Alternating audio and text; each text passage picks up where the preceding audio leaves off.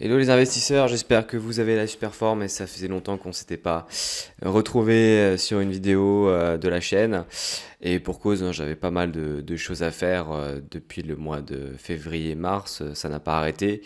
Mais on aura l'occasion d'en parler par la suite. Donc dans un premier temps, j'ai trouvé que c'était intéressant de faire un petit bilan de mon PEA et de mon compte titre ordinaire. Sachant que ça fait maintenant l'année 2018 que j'investis, donc ça commence à faire pas mal de temps. Les intérêts composés commencent à prendre de plus en plus d'ampleur. La valorisation aussi des portefeuilles commence à être intéressante, même si je suis loin d'avoir des portefeuilles qui ressemblent à ceux de Warren Buffett. Et voilà, ça peut être intéressant de vous montrer tout ça, de voir à quel résultat on peut s'attendre au bout de 5 ans d'investissement. Donc rebonjour à tous, donc c'est vraiment un plaisir de refaire cette vidéo et j'espère que ça vous plaira et si vous avez des questions, de toute façon n'oubliez pas de le mettre dans les commentaires. Alors, je vais commencer par le bilan de mon CTO. Donc qu'est-ce que ça veut dire déjà CTO? C'est le compte titre ordinaire. C'est un compte d'investissement qu'on utilise pour acheter des actifs mobiliers, que ce soit des actions, des obligations, des fonds indiciels, des fonds gérés activement. Alors sur le compte titre ordinaire, j'estime que c'est beaucoup plus intéressant de se concentrer sur les actions individuelles. Pourquoi? Parce qu'on a un large choix. Contrairement au PEA, on est uniquement limité aux actions françaises. Avec le CTO, on peut investir partout dans le monde. Et les actions les plus performantes, surtout en termes de dividendes, ça on va en parler après, sont aux États-Unis. C'est de loin le meilleur pays pour investir et je pense qu'ils le resteront encore longtemps. Donc l'objectif principal, vous pouvez voir à l'écran, hein, c'est de générer des revenus passifs via le compte titre et via les dividendes. Donc la dividende, c'est le bénéfice qui est distribué par les actions qu'on possède en portefeuille. Et pourquoi c'est important dans l'investissement? Parce que on raisonne souvent sur un horizon très long terme, sur 20, 30, 40 ans. Et de mon point de vue, je pense que c'est un raisonnement dangereux. Pourquoi? Parce que c'est des horizons de temps qui sont quand même assez, qui sont longs, qui représentent limite une éternité. Alors, la solution que j'ai trouvée pour pallier à ça et pour pas se décourager en chemin, c'est de percevoir des revenus, des dividendes qui arrivent directement sur le compte pour garder comment dire, la motivation d'investir sur le long terme. Et c'est vrai que c'est quelque chose qui marche pour moi. Là, par exemple, il y a 5 6 jours, je crois, j'ai dû recevoir 60 dollars en dividendes sur mon compte. Je les ai utilisés pour faire un plein d'essence. Et ça m'a motivé, ça m'a permis voilà, de garder la motivation pour continuer à investir. Je pense que c'est un bon, comment dire, c'est un bon entre-deux entre le trading et l'investissement sur 40 ans. Donc ce qui est intéressant aussi, c'est de décorréler sa valeur temps de l'argent. Je vous ai parlé de dividendes. Sachez que quand on reçoit un dividende, on n'a pas du tout besoin d'apporter son facteur travail, d'échanger son temps contre de l'argent. Et ça, c'est une notion vraiment très importante si vous voulez vous enrichir. C'est que dites-vous bien que si vous voulez vraiment avoir des résultats financiers colossaux, et je ne parle pas de 5 000, 6 000, 7 000, 8 000, même 10 000 balles par mois, si vous voulez atteindre des sommes vraiment très importantes, et ça l'est, et c'est possible au bout d'un certain nombre d'années, eh bien il faut absolument que vous puissiez gagner de l'argent, même quand vous dormez, même quand vous êtes en vacances, même quand vous êtes dans un bar avec des potes, quand vous êtes en date aussi, il faut que vous soyez capable de gagner de l'argent à tout moment et sans avoir besoin de travailler. Et ce qui est intéressant avec cette notion de décorrélation, c'est que les résultats sont toujours ridicules au début. C'est-à-dire que dans n'importe quel business, eh bien, on va commencer à gagner 1 dollar tous les mois ou 1 euro. Ensuite, on va gagner 3,50 € le mois d'après pour gagner à la fin de l'année 20 euros, 30 euros. Donc voilà, c'est la première année. Moi, j'ai commencé avec ça au début de l'investissement. Puis on commence à augmenter. On passe à 200 euros par an. Après, on passe à 500. Après, on passe à 600, à 1000, à 1200, ensuite à 5000, etc., etc. Et au bout d'un certain temps, bah, en fait, il n'y a aucune limite dans le montant que vous pouvez gagner. C'est-à-dire que dans un travail classique, hein, qu'on soit à son compte en tant que consultant ou qu'on soit salarié d'une entreprise, eh bien on ne peut pas gagner. Il y a forcément un plafond qu'on ne va pas pouvoir dépasser, qui est impossible à dépasser. Si par exemple tu es salarié, tu es ingénieur dans une boîte, même avec les augmentations, avec les bonus, ben, c'est compliqué comment dire, de dépasser les 5 000, les 6 000, voilà, les 8 000 € par mois pour les meilleurs ingénieurs. C'est quasiment impossible de les dépasser. Tout comme pour ma part, mon activité de tennis me permet, voilà, dans les bons mois, de générer 4 000 € net. Mais voilà, c'est vraiment si je suis au taquet, vraiment si je remplis tous les créneaux et que je travaille quasiment tous les jours. Mais au-delà, c'est très très très compliqué. Et pour moi, et d'ailleurs pour vous, le compte titre ordinaire, via les actions américaines, ça peut vous permettre de décorréler ce fameux temps, cette valeur temps de l'argent, et d'obtenir des résultats qui sont vraiment, comment dire, astonishing. Vraiment des résultats exceptionnels, des résultats qui défient les lois de la physique. Et au niveau de mon compte extraordinaire, de la composition, je vais pas détailler toutes les positions que j'ai en portefeuille, sinon on y sera encore demain sur la vidéo. Mes principales lignes, c'est Texas Instruments, donc le célèbre fabricant de puces électroniques, hein, que ce soit pour les smartphones. C'est d'ailleurs eux qui ont par la même occasion inventé entre guillemets la calculette, hein, que vous avez peut-être eu au collège ou en primaire. J'ai aussi du Visa, donc le spécialiste des paiements, c'est un prestataire de service de paiement. Donc à chaque fois que vous utilisez votre Visa, eh bien cette entreprise prend une commission. C'est un marché qui est vraiment énorme. Ça génère des millions, des milliards chaque seconde, chaque semaine, tous les mois. Et enfin Altria, qui est une valeur un peu plus value, qui est spécialisée dans la distribution de cigarettes et de cigarettes électroniques par la même occasion. Est-ce que c'est bien, est-ce que c'est pas bien? Tout ce que je sais, c'est que ça génère des dividendes intéressants. J'avoue que je m'en fous un peu de si c'est bon ou pas pour la planète. Il m'arrive moi-même de fumer des cigarettes et je trouve pas, enfin je diabolise pas le truc, c'est un plaisir, et à mon avis c'est aussi mauvais entre guillemets pour les personnes que McDonald's. Pour une valorisation en tout de 5 000 $, donc le compte titre ordinaire a une valorisation de 5 000 pour le moment. C'est quelque chose d'assez modeste, mais c'est un bon montant pour commencer. J'entends bien sûr augmenter ce montant, voilà, parce qu'avec 5 000 $, on ne fait pas non plus des étincelles, et ça me permet de recevoir tous les ans 300 $, voilà, qui sont répartis tous les mois, et ça permet, voilà, de faire un plein par-ci par-là. Parlons maintenant du PEA, le plan d'épargne en action, le célèbre PEA, que j'ai ouvert en 2018. Je me souviens très bien, c'était en octobre 2018, quand j'assistais à un cours en école de commerce. Je m'ennuyais un peu, hein, comme dans tous les cours d'école de commerce. Je n'ai pas appris grand chose, hein, pour être honnête avec vous, et je m'amusais en fait à faire à me renseigner sur la bourse, à me former, et j'ai acheté ma première action quand j'étais en cours de contrôle de gestion, je crois, un truc comme ça. C'était assez inintéressant. Euh, enfin, on se faisait chier, quoi. Donc je me suis dit, allez, j'achète des actions. J'avais déjà développé une petite méthode d'analyse, hein, bon, qui est moins poussée que maintenant, et j'avais acheté la première action LVMH au prix de 200 €. Donc c'est plutôt pas mal, c'est une bonne opération.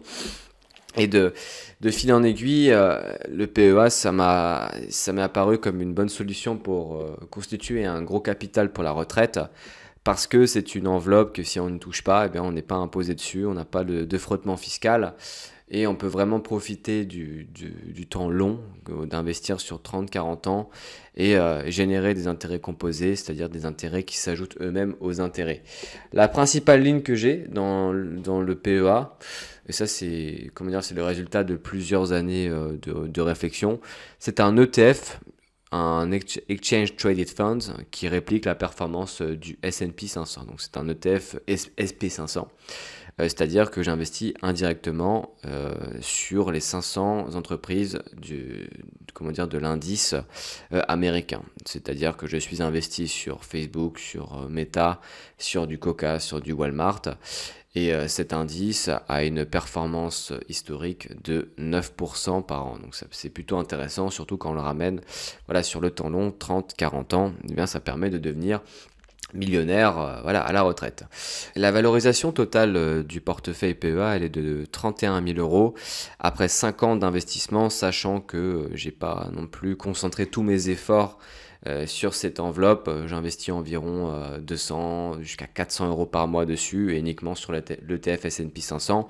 Mais comme on est sur un temps long et comme les intérêts composés prennent du temps à agir, ça sert à rien de se brusquer, de se précipiter et d'investir voilà, tout ce qu'on gagne. Je préfère y aller doucement pour garder voilà, aussi de l'argent pour me faire plaisir, pour partir en vacances de temps en temps. Ce portefeuille PEA me rapporte 700 euros de dividendes en moyenne, puisque j'ai quelques actions individuelles à l'intérieur qui restent assez marginales par rapport au montant de l'ETF.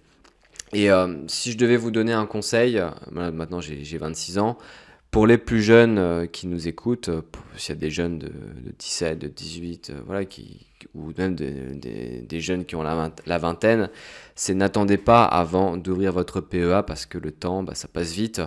Là, ça fait déjà 5 ans que j'investis, j'ai l'impression que c'était hier. Et plus vous investirez tôt, plus vous vous formerez tôt et plus voilà, vous aurez des résultats incroyables. Donc si par exemple tu commences à investir quand tu as 18 ans, et bien voilà, à 40 ans, tu as déjà normalement un capital de plusieurs centaines de milliers d'euros. On peut être à 150 000, 200 000 euros, ce qui représente quand même une grosse somme. Et je suis certain que la plupart comme 90% des Français n'ont pas cette somme en patrimoine. Et maintenant, je vais vous parler de mon nouvel investissement que j'ai fait au mois de mars. C'est un investissement que je qualifie d'exotique car extrêmement risqué, et vous allez comprendre pourquoi. C'est l'ouverture d'un coffee shop. Et c'est, comment dire, la bourse et le coffee shop, si vous voulez, ce sont deux notions, ce sont deux investissements qui sont corrélés. Et ça me permettra de faire des vidéos sur la chaîne à ce sujet-là, sur le coffee shop, sur les différentes anecdotes, sur mon expérience en tant que gérant de coffee shop. Et ça permet de faire des parallèles avec la bourse sur la partie financière, sur la partie la logique consommateur, producteur. C'est vraiment des notions que je vois au quotidien et que je vous partagerai avec plaisir sur la chaîne. Donc comment m'est venue l'idée du coffee shop? C'est pour les mêmes raisons que j'ai évoquées précédemment. C'est que je suis depuis pas mal de temps, depuis 1 ou 2 ans, dans une logique de vraiment décorréler la valeur temps de l'argent et de pas être obligé de travailler à chaque fois, d'échanger 1 heure, 2 heures, 3 heures de travail pour être payé. Ça, c'est quelque chose que j'essaie vraiment d'éviter, même si je suis encore obligé de le faire. J'ai pas atteint plusieurs millions d'euros de patrimoine pour me permettre voilà, de profiter pleinement de ce phénomène incroyable. Donc je continue à échanger mon temps contre de l'argent, mais à moindre mesure. C'est-à-dire que sur la partie coffee shop, j'ai une équipe de 3 salariés, jusqu'à 4 salariés le week-end, qui me permet de faire ça. C'est-à-dire que le matin, il y a quelqu'un qui s'occupe de produire tout ce qui est sandwich, muffins, cookies. Et entre 11h30 et 20h, on a une personne qui s'occupe de prendre les commandes, de tout préparer, de servir les clients et de faire la fermeture du magasin avec la caisse. Et j'avoue que c'est particulièrement satisfaisant quand on voit qu'on fait du chiffre d'affaires, qu'on gagne de l'argent entre guillemets, quand on n'est pas sur le point de vente. Alors là avant, je me suis connecté sur la statistique de la journée. Et aujourd'hui, je me suis levé à 15h parce que j'ai fait une nuit assez courte, hein, j'avais quelques trucs à faire et j'ai vu que ça continuait à tourner et c'est exactement vers ce but que j'essaye de tendre, de décorréler au maximum la valeur temps de l'argent et de pas être obligé d'échanger de l'énergie pour gagner des euros.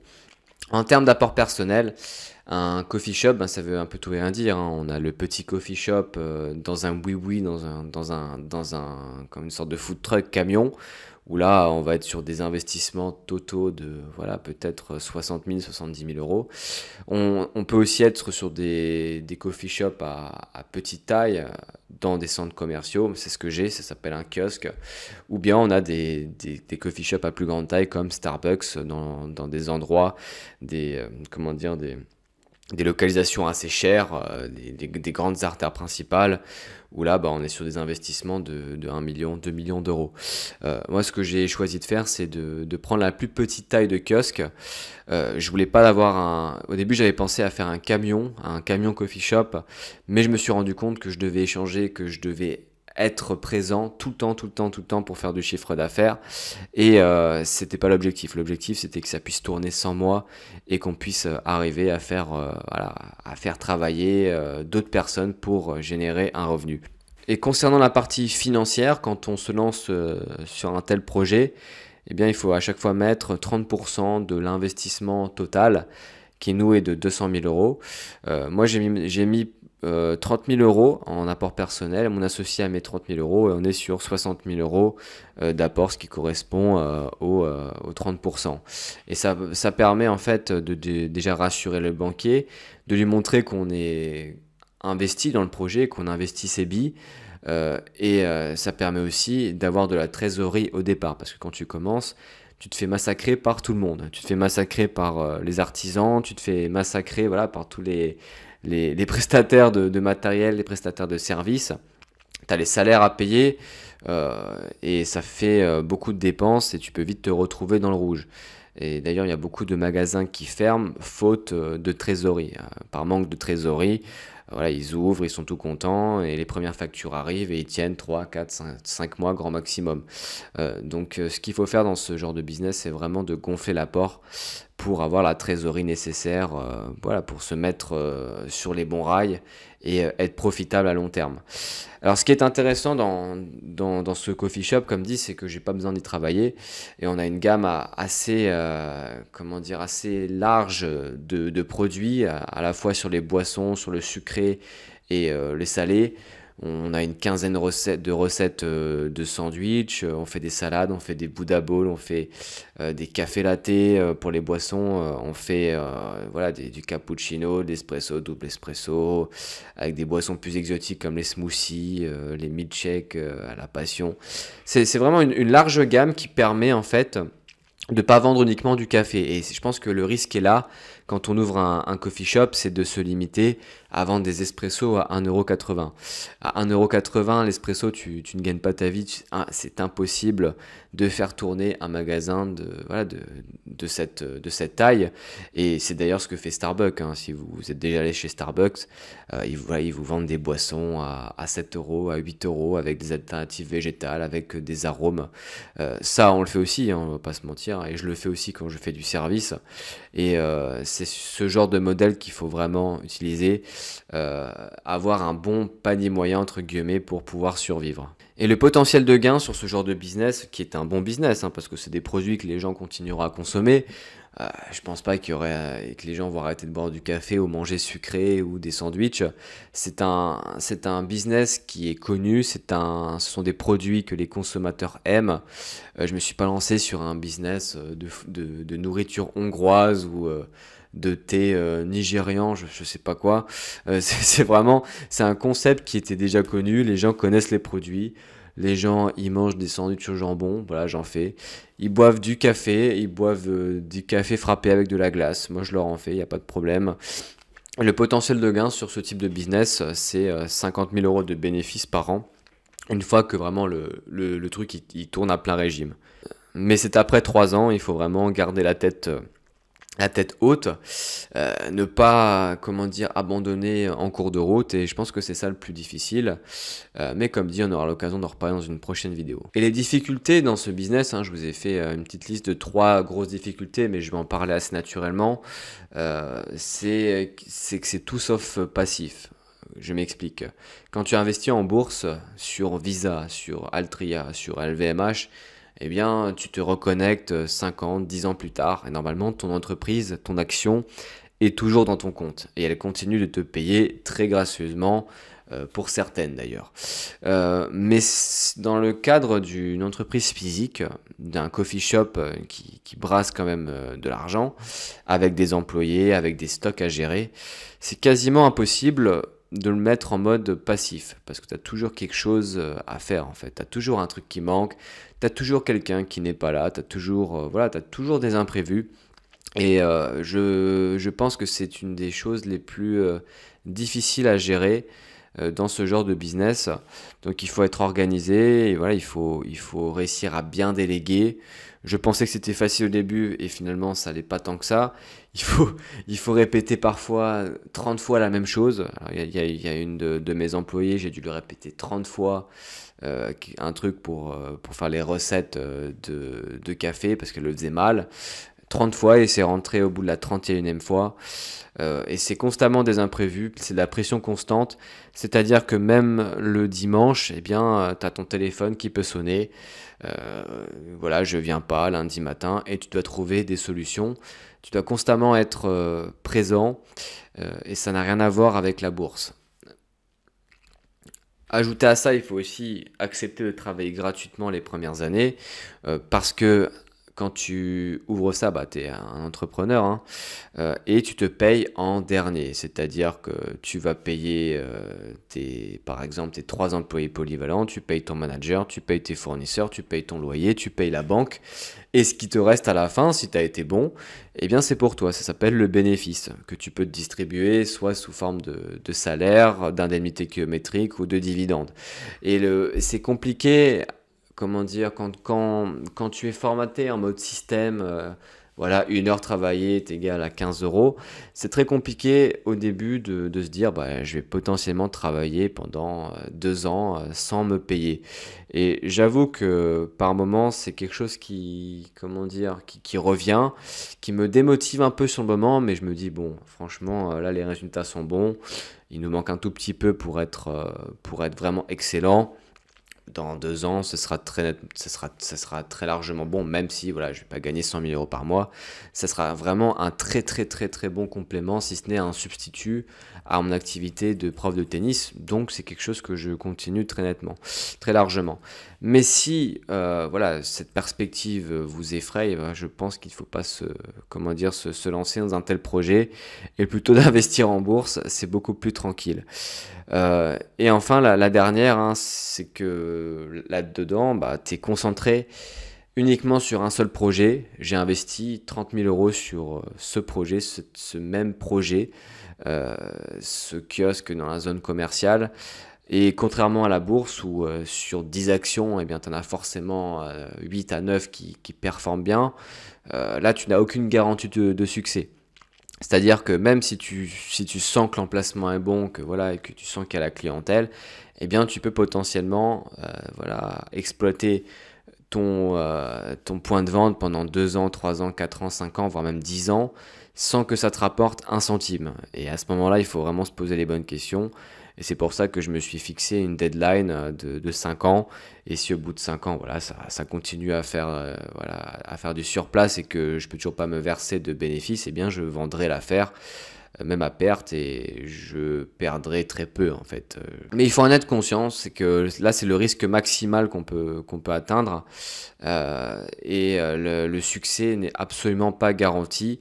C'est quelque chose d'exigeant, il faut respecter, comment dire, il faut atteindre les chiffres tous les jours. Il faut faire la cible, le cible qu'on a déterminé pour être déjà à l'équilibre. Et ensuite, il faut faire le chiffre pour faire du bénéfice. Et c'est un savant mélange comment dire, de ressources humaines et de ressources matérielles. C'est-à-dire que si tout est fonctionnel sur place, que les machines marchent bien, que voilà, qu'il y a du monde, mais que tu as une équipe pourrie, eh bien tu vas faire des résultats de merde. Et inversement, si tu as une super équipe et que tu n'as pas de matériel, que rien ne marche et que tu n'as pas la clientèle, tu n'as pas la fréquentation dans le centre commercial ou dans la rue dans laquelle tu es situé, eh bien tu feras aussi des résultats de merde. Donc il y a beaucoup de choses à réunir finalement pour réussir à faire des bénéfices et à vraiment gagner du fric dans ce genre de business. Et on a terminé maintenant cette vidéo, j'espère que ça vous aura plu. J'espère que ce nouvel investissement exotique aura suscité votre intérêt. D'ailleurs, si vous voulez commencer à investir en bourse, vous avez la formation offerte qui est dans la description. C'est une formation sur 3 jours où je vous envoie 3 vidéos. Vous pouvez regarder ça, vraiment développer les bases de la bourse pour ne pas faire d'erreur.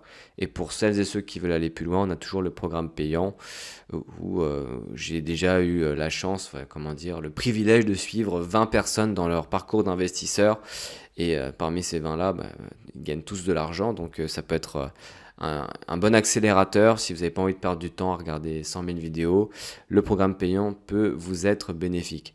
Et sinon, n'oubliez pas de mettre le petit like si vous avez aimé cette vidéo. Et si vous avez des questions dans les commentaires, n'hésitez pas à les poser. Ciao, ciao les investisseurs!